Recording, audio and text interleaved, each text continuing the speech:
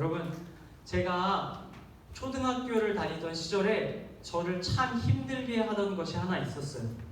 그것이 무엇이었냐면요, 바로 이것입니다. 짠! 여러분, 요즘도 학교에서 급식으로 우유가 나오나요? 요즘은 어떤지 모르겠어요. 그런데 제가 초등학교를 다닐 때는 학교에 아침에 급식 먹기 전에 한 2교시쯤 끝나면 항상 반에 이 우유가 배달 왔어요. 그래서 이 우유를 쉬는 시간에 마셔야 되는데, 여러분, 쉬는 시간 보통 몇 분 정도 돼요? 15분? 한 10분 정도 됐던 것 같아요, 제 때는. 여러분, 이 우유를 10분 안에 마셔서 이 꽉을 털어가지고 친구들이랑 모아서 앞에다 분리수거까지 하는 시간이 10분 안에 이루어졌어야 해요. 그러니까 우유를 어떻게 마셨어야겠어요? 우유를 어떻게 마시냐면요,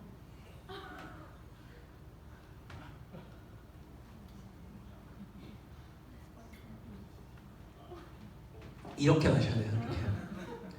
여러분, 가끔, 이거 빈꽝 아니었어요. 진짜 맛있어요. 가끔씩 마시고 싶을 때 마시는 흰 우유야. 너무 맛있죠. 지금 너무 맛있게 먹었는데, 여러분, 이 차가운 흰 우유를 매일 아침마다 그 10분에 꿀꺽꿀꺽 먹어야 된다고 생각해보세요. 이렇게 찬 우유를, 그리고 맹맹한 흰 우유를 급하게 마시면 속도 좋지 않고 기분도 좋지가 않아요. 저뿐만 아니라 저희 반에 있는 친구들, 그리고 다른 반에 있는 친구들도 다 아침에 이 우유 먹는 것을 굉장히 힘들어했던 기억이 있었어요. 여러분, 그런데 이 흰 우유를 먹는 힘든 일을 놀랍게 변화된 사건이 하나 있었어요. 한 친구가 어느 날 뛰어와서 얘기하는 거예요. 야, 방법이 생겼어. 우리 더 이상 이 흰 우유로 고통받지 않아도 돼. 내가 놀라운 방법을 가져왔으니 너희들한테 보여줄게. 그가 뭘 가져왔을까요? 이걸 갖고 왔어요. 여러분, 이거 뭔지 아시죠? 제티. 모르시는 분들을 위해서 풀어서 설명해 드리면 초코 분말이에요. 초코 분말. 여러분, 한 친구가 어느 날 학교에 이 초코 분말을 가져온 겁니다. 이 초코 분말을 가져와서 아침마다 이 초코 분말로 인해서 놀라운 변화들이 생겨나기 시작했어요. 아침마다 우리에게 나오는 우유는 똑같았어요. 매일같이 변하지 않게 흰 우유가 나왔죠. 여러분, 이 흰 우유를 친구들이 매일 먹었어야 됐는데, 이 흰 우유에 이 초코 분말이 임재했어요. 이 초코 분말이 조금 임재하면 효과가 없어요. 어떻게 임재해야 돼요? 충만하게 임재해야 돼요. 가득하게 임재해야 돼요. 이거 하나가 다 들어가야 돼요. 이거 나눠 먹으면 제대로 변화가 일어나지 않아요. 여러분, 하나가 들어가고 친구들이 막 흔들기 시작하는 거예요. 우유를 받으면 넣고 막 흔들어요. 막 흔들고 막 흔들다 보면은 여러분, 이 맛없고 속도 안 좋고 기분도 안 좋게 만드는 이 우유가, 여러분, 놀라지 마세요. 어떻게, 놀라지 마세요. 어떻게 변하냐면, 여러분, 어떻게 변할까요? 와, 초코우유죠. 여러분, 이 흰 우유만 먹으면 그렇게 배가 아픈 애들이 초코우유를 그렇게 잘 먹는 거예요. 여러분, 이 맹맹한 흰 우유, 색도, 향도, 맛도 없던 이 흰 우유가 초코 분말이 임하자 색도 달라지고 향도 달라지고 맛도 달라졌어요. 다시 말해서 이 흰 우유가 완전히 변화되었어요. 오늘 제목처럼 완전히 어떻게 됐어요? 달라졌어요. 여러분, 맹맹한 흰 우유가 이 초코우유처럼 완전히 변화되는 그 유일한 이유 무엇이었어요? 제티였어요. 오늘 여러분들에게 하나씩 선물해 드리려고 제가 수저 맞춰서 갖고 왔어요. 갈 때 받아가세요. 여러분, 이 제티가 임할 때 흰 우유가 초코우유로 완전히 달라진 것처럼, 오늘 우리가 함께 살펴볼 성경의 이야기 속에도 흰 우유같이 맹맹한, 특별할 것 없는 평범한 어떠한 사람들이 무언가를 만나 완전히 변화되었던 이야기가 등장하고 있어요. 오늘 그 말씀의 주인공, 완전히 변화된, 완전히 달라진 사람의 이름은 바로 베드로와 요한입니다. 여러분, 이 베드로와 요한, 쉽게 여러분들에게 설명해 드리면 이 사람들은 예수님의 제자였죠. 이 두 사람 출신이 어떤 출신이었을까요? 요즘 말로 흙수저 중에 흙수저 출신이었어요. 아주 촌구석 시골 마을에서 물고기를 잡는 갈릴리 어부 출신 사람들이었어요. 예수님께서 이 베드로와 요한을 보시고 그들을 제자로 부르셨는데, 예수님께서 이들을 부르실 때 그들이 탁월한 것이 보여서 부르신 것은 아니었어요. 다른 어부들과 마찬가지로, 세상의 다른 사람들과 마찬가지로 그저 특별할 것 없는 평범한 사람이었어요. 그러나 예수님께서는 이 사람들을 제자로 부르셨어요. 여러분 잘 들으세요. 베드로와 요한은 다른 사람들처럼 세상에 영향을 받는 사람들이었어요. 다시 말해 평범한 사람들이었어요. 이들은 세상의 유혹이 찾아올 때 유혹에 흔들리기도 하고요, 세상의 죄악이 그들에게 찾아왔을 때 그 죄에 물이 들기도 했어요. 또 세상의 권세, 세상의 힘 있는 자들 앞에 굴복하고 예수님을 부인하고 예수님을 저주하고 도망치기도 했던 평범한 사람들이었어요. 그들은 하나님보다, 하나님의 아들인 예수님보다 세상을 더 크게 생각했어요. 세상에 더 영향을 받았다는 뜻이에요. 그런데 이 평범한 두 사람, 베드로와 요한이 오늘 성경을 펼쳐보니까 한 장소에 끌려와 있어요. 그들이 끌려와 있는 장소가 어디였냐? 바로 법원이었어요. 여러분 혹시 법원에 가보신 적이 있으신가요? 보통 드라마나 영화를 통해서 우리는 법원에 있는 장면들을 볼 수 있어요. 그런데 오늘 이 베드로와 요한이 당시 이 유대 사회에서 가장 강력한 기관, 가장 무서운 기관이 이 산헤드린이라는 이름의 법원에 잡혀와 있는 거예요. 이 두 사람이 법원에 온 이유는 무엇을 받기 위해서 이 법원에 왔을까요? 법원에서 뭘 하죠? 재판을 하죠. 재판. 그들이 지은 죄가 있어서 재판을 받기 위해 법원에 온 거예요. 그런데 이 사람들이 재판을 받기 위해서 끌려온 죄목이 좀 이상해요. 어떤 죄목으로 왔냐면, 죄의 이유가 무엇이었냐면, 이 베드로와 요한이 성문 앞에 있는 앉은뱅이, 다시 말해서 40년 동안 한 번도 일어나지 못한 선천적으로 장애를 갖고 태어난 그 하반신이 불편한 앉은뱅이를 고쳤다는 이유로 법원에 끌려왔어요. 왜 아픈 사람을 고친 것으로 법원에 끌려오게 됐을까요? 왜 그게 죄가 될까요? 여러분, 이 법원, 산헤드린 법원에 재판하는 재판관들이 있어요. 그 재판관들이 어떤 사람들이냐면, 그 당시 사회에서 가장 강력한 권력을 쥐고 있던 사람들이에요. 세 부류의 사람들이었는데 어떤 부류의 사람들이었냐면요, 첫 번째, 그 당시에 제사장, 종교 지도자들이 있었어요. 그들이 재판관 한 명이었어요. 또 한 명의 재판관은 어떤 사람이었냐면 귀족이었어요. 행정을 하고 정치를 하는 귀족이었어요. 또 한 명은 학자였어요. 가장 지식이 뛰어나고 똑똑한 학자였어요. 학자와 귀족과 제사장, 당시 유대 사회에서 가장 권력 있는 사람들이 이 산헤드린 법원에서 재판할 수 있는 자격이 있는 사람들이었어요.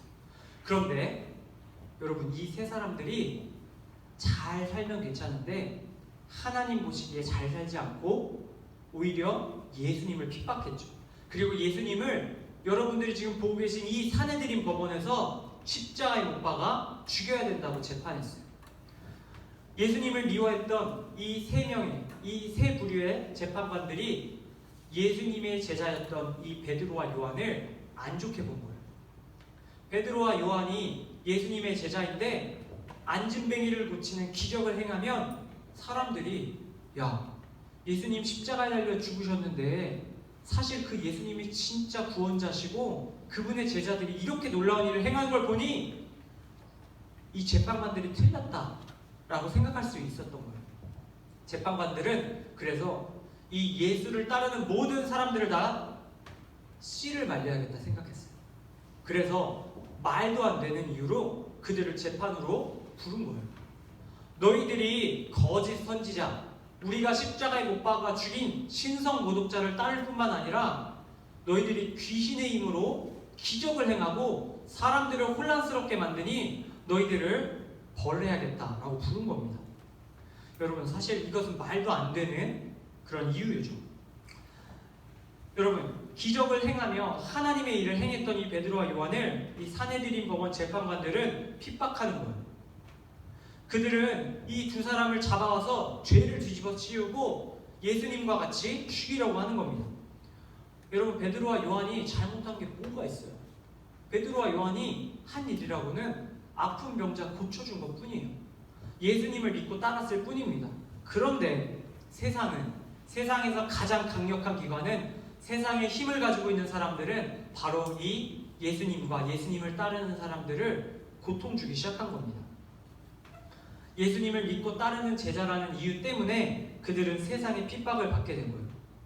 예수님과 달리 그저 평범한 사람들이었을 뿐인데도 베드로와 요한은 이처럼 법정에 서게 되었어요. 여러분, 베드로와 요한이 법정에 섰을 때 어떤 기분이 들었을까요? 아마 베드로와 요한에게 이 법원은 특별한 공간이었을 거예요. 자신들이 사랑하는 예수님이 사형 선고를 받았던 공간이었고요. 그 예수님을 뒤로 한 채 자신들이 도망쳤던 공간이었고요. 이제는 자신들이 사형 선고를 받게 될 수 있는 공간이었어요. 그들은 이 사내들인 법만 생각하면 치가 떨렸을지도 몰라요.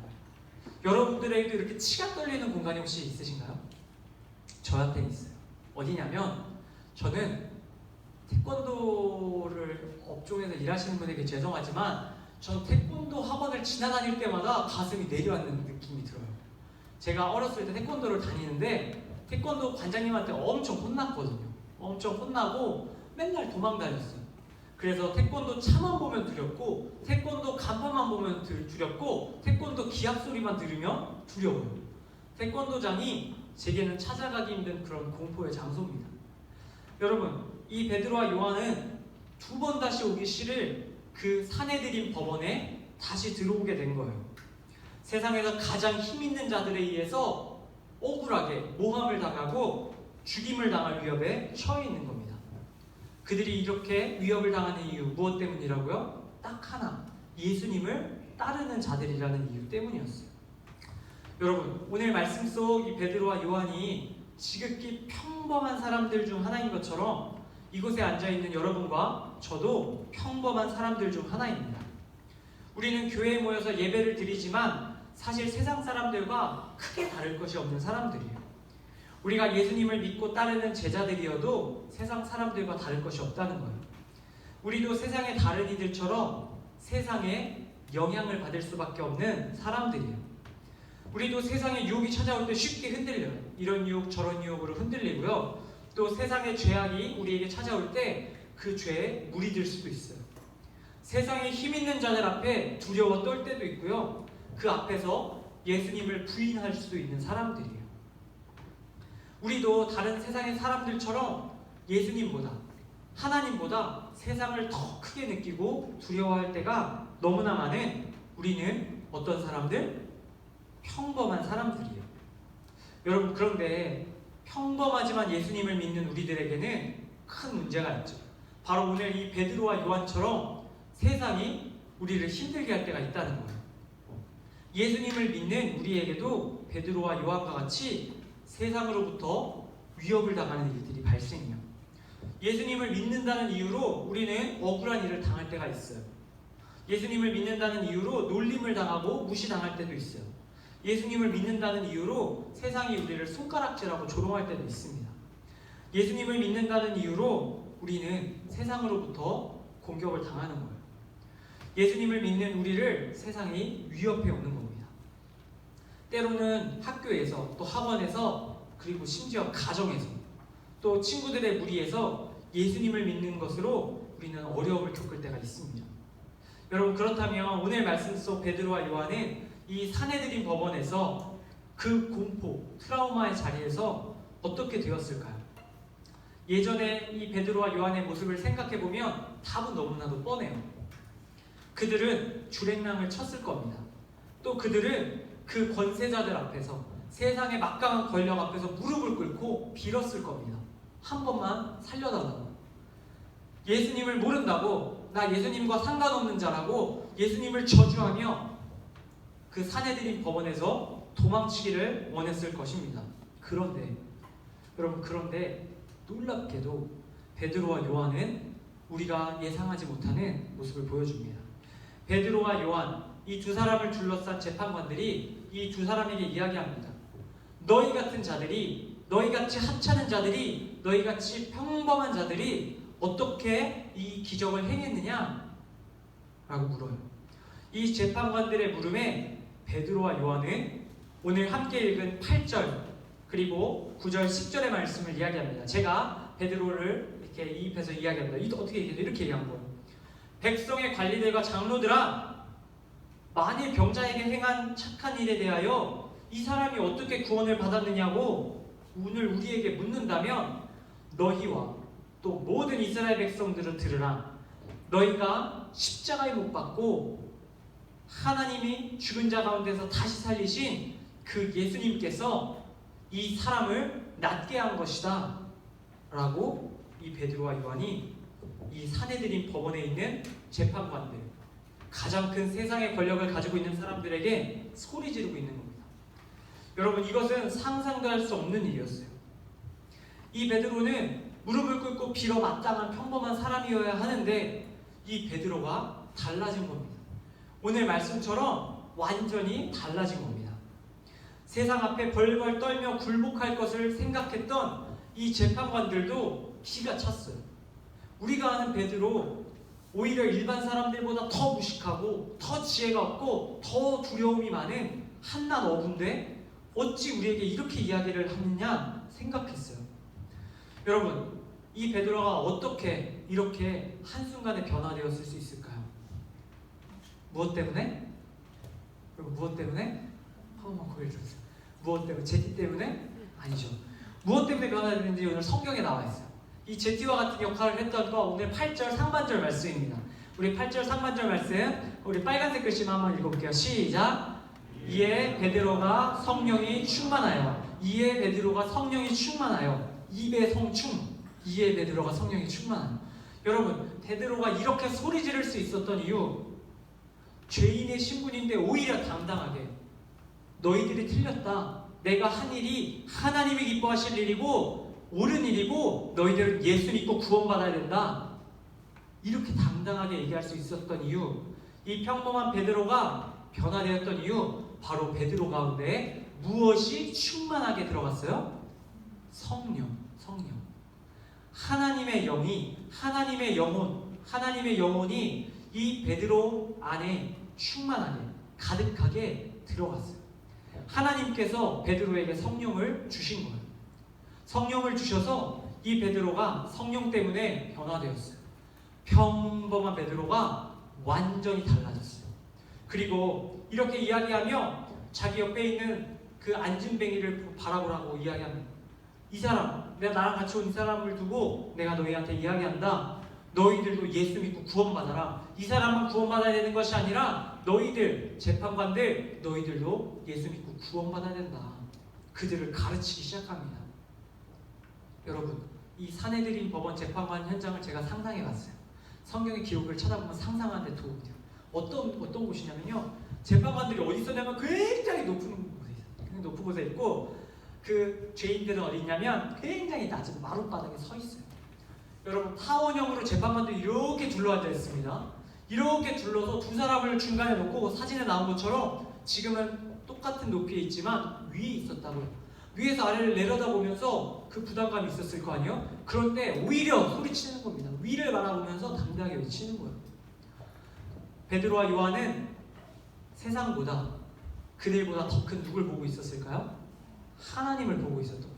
성령이 그들한테 임하자 그들은 세상에 영향을 받는 평범한 사람들이 아니라 하나님께 영향을 받는, 하나님을 바라보는 놀라운 하나님의 일꾼들로 변화되었던 겁니다. 그들이 담대하게, 용감하게, 기탄 없이 솔직하게 자신의 할 얘기를 다 이야기하니까 오늘 말로 재판관들이 벙쪘어요. 아무 말도 못했어요. 그리고 빨리 여기서 나가라. 그들을 보내줍니다. 사랑하는 우리 중등부 여러분, 분명 세상이 너무나 크게 느껴지고 두렵게 느껴지는 순간들이 살면서 많이 있을 거예요.